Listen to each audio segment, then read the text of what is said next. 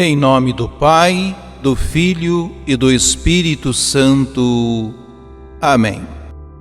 A Santa Missa nos reúne para celebrarmos o Cristo crucificado e ressuscitado, fundamento da nossa fé e do nosso testemunho.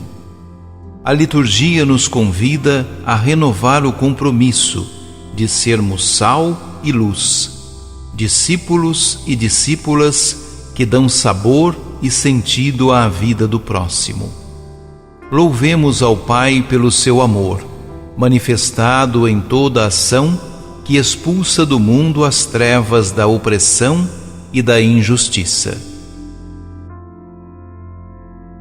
Segunda Carta de São Paulo aos Coríntios.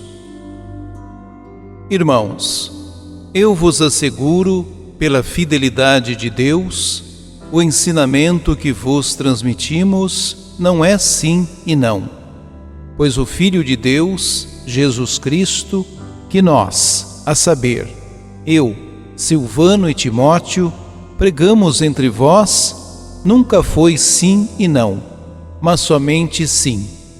Com efeito, é nele que todas as promessas de Deus têm o seu sim garantido. Por isso também é por ele que dizemos amém a Deus, para a sua glória. É Deus que nos confirma a nós e a vós em nossa adesão a Cristo, como também é Deus que nos ungiu. Foi ele que nos marcou com o seu selo e nos adiantou, como sinal, o Espírito derramado em nossos corações. Palavra do Senhor. Salmo 118. Fazei brilhar vosso semblante ao vosso servo. Maravilhosos são os vossos testemunhos, eis porque meu coração os observa. Vossa palavra, ao revelarem-se, me ilumina. Ela dá sabedoria aos pequeninos. Abro a boca e aspiro largamente, pois estou ávido de vossos mandamentos. Senhor, voltai-vos para mim, tende piedade, como fazeis para os que amam vosso nome. Conforme a vossa lei, firmai meus passos, para que não domine em mim a iniquidade. Libertai-me da opressão e da calúnia, para que eu possa observar vossos preceitos. Fazei brilhar vosso semblante ao vosso servo, e ensinai-me vossas leis e mandamentos. Fazei brilhar vosso semblante ao vosso servo. Proclamação do Evangelho de Jesus Cristo, segundo Mateus. Naquele tempo, disse Jesus a seus discípulos: Vós sois o sal da terra.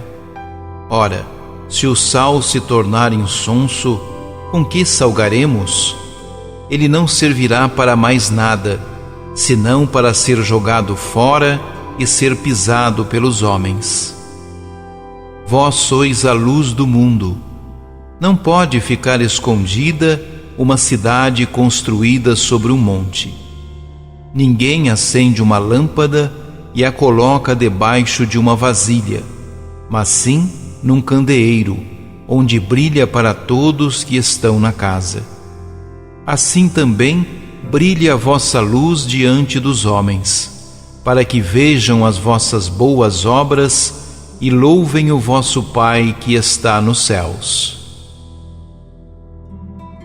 Palavra da salvação.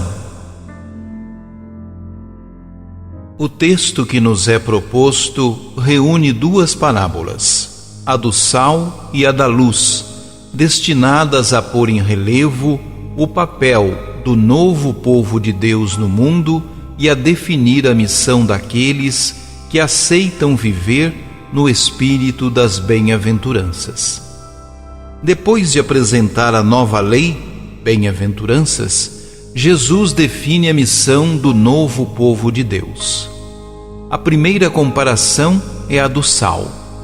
O sal é, em primeiro lugar, o elemento que se mistura na comida e que dá sabor aos alimentos. Também é um elemento que assegura a conservação dos alimentos e a sua incorruptibilidade. Simboliza nesta linha aquilo que é inalterável. No Antigo Testamento, o sal é usado para significar o valor durável de um contrato. Nesse contexto, falar de uma aliança de sal é falar de um compromisso permanente, perene. Dizer que os discípulos são o sal significa, portanto, que os discípulos são chamados a trazer ao mundo essa qualquer coisa a mais que o mundo não tem e que dá sabor à vida dos homens. Significa também que da fidelidade dos discípulos ao programa anunciado por Jesus, as bem-aventuranças, depende a perenidade da aliança entre Deus e os homens e a permanência do projeto salvador e libertador de Deus no mundo e na história. A referência à perda do sabor, se o sal perder o sabor já não serve para mais nada, destina-se a alertar os discípulos para a necessidade de um compromisso efetivo com o testemunho do reino. Se os discípulos de Jesus recusarem ser sal e se demitirem das suas responsabilidades, o mundo guiar-se-á por critérios de egoísmo, de injustiça, de violência, de perversidade e estará cada vez mais distante da realidade do reino que Jesus veio propor. Neste caso, a vida dos discípulos teria sido inútil. A segunda comparação é a da luz. Para explicar, Jesus utiliza duas imagens. A primeira imagem, a da cidade situada sobre um monte, leva-nos a Isaías 60, 1:3, onde se fala da luz de Deus que devia brilhar sobre Jerusalém e, a partir de lá, iluminar todos os povos. A interpretação judaica de Isaías 63 aplicava a frase a Israel. O povo de Deus devia ser o reflexo da luz libertadora e salvadora de Yahvé diante de todos os povos da terra. A segunda imagem, a da lâmpada colocada sobre o candelabro a fim de iluminar todos os que estão na casa, repete e explicita a mensagem da primeira. Os que aderem ao reino devem ser uma luz que ilumina e desafia o mundo. É possível que haja ainda nestas imagens uma referência ao servo de Yahvé, de Isaías 42 e 49, apresentado como a luz das nações. De qualquer forma, a verdade é que, na perspectiva de Jesus, essa presença de luz de Deus para iluminar as nações dar-se-á doravante nos discípulos, isto é, naqueles que aceitaram o apelo do reino e aderiram à nova lei, as bem-aventuranças, proposta por Jesus. Eles são a nova Jerusalém ou o novo servo de Yahvé, de onde a proposta libertadora de Deus irradia e a partir de onde ela transforma e ilumina a vida de todos os homens. Estas duas imagens não pretendem, contudo, dizer que os discípulos de Jesus devem dar nas vistas, mostrar-se, escolher lugares de visibilidade de onde as massas o admirem e os aplaudam. Mas pretende dizer que a missão das testemunhas do reino deve levá-las a dar testemunho, a questionar o mundo, a ser uma interpelação profética, a ser um reflexo da luz de Deus e que não devem esconder-se, demitir-se da sua missão, fugir às suas responsabilidades. Essas boas obras que os discípulos devem praticar e que serão um testemunho do reino para os homens são, provavelmente, aquelas que Mateus apresenta na segunda parte das bem-aventuranças: a misericórdia, um coração capaz de compadecer-se, de amar, de perdoar, de se comover, de se deixar tocar pelos sofrimentos e angústia dos irmãos. A pureza do coração, a honestidade, a lealdade, a verdade, a verticalidade, a defesa intransigente da paz, a recusa da violência e da lei do mais forte, a luta pela reconciliação e da justiça. É desse labor dos discípulos que nascerá o mundo novo, o mundo do reino. A missão dos discípulos é, portanto, a de dar sabor ao mundo, garantir aos homens a perenidade da aliança e iluminar o mundo com a luz de Deus.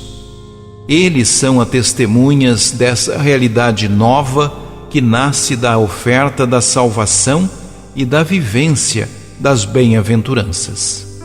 Neles tem de estar presente essa realidade nova que Jesus chamava reino. Oremos. Pai nosso que estais nos céus, nós te damos glória pela luz que entrou no nosso mundo, manifestada no teu Filho Jesus, e pela multidão dos fiéis que caminharam no seguimento da luz, fazendo o bem. Nós te pedimos por todas as nossas assembleias cristãs, que elas deem sabor à nossa humanidade e sejam a luz que brilha para o nosso mundo. Deus provê, Deus proverá, a sua misericórdia não faltará.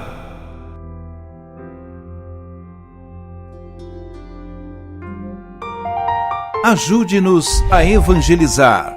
Se inscrevam em nosso canal, ativem o sininho, dê o joinha em nossos vídeos e compartilhem a palavra de Deus.